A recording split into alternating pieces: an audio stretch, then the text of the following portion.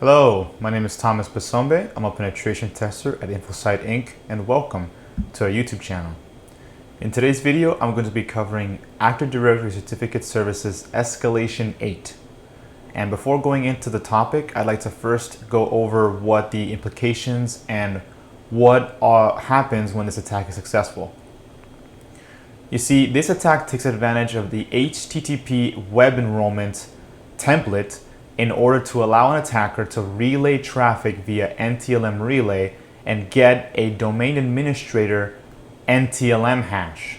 What this will allow the attacker to do is essentially have full domain control or full control over the domain, because they will have effectively compromised that account and can perform any action that the domain administrator account will have access to.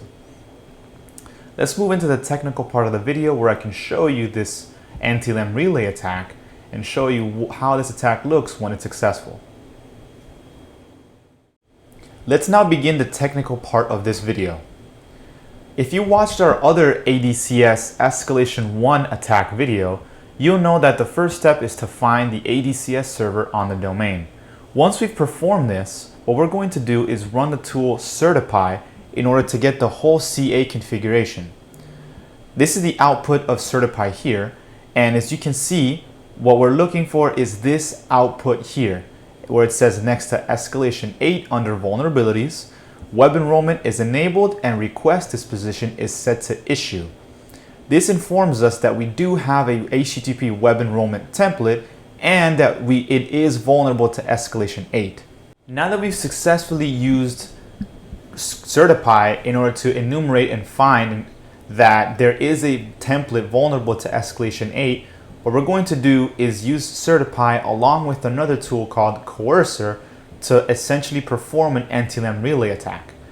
We're going to use certify and provide the IP address of the domain controller, because we're going to be relaying traffic towards the domain controller.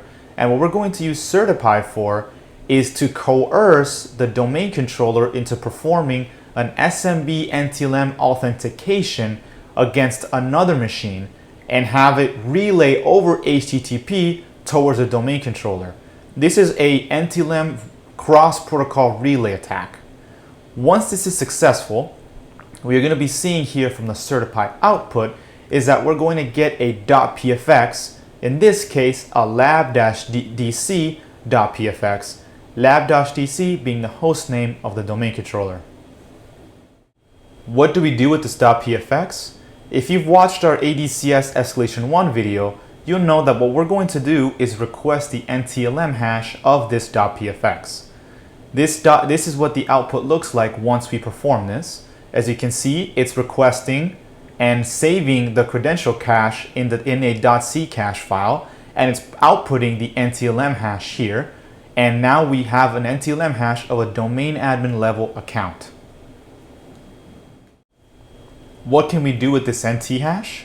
As I mentioned in the beginning of the video, at this point an attacker can take any action they'd like on the domain.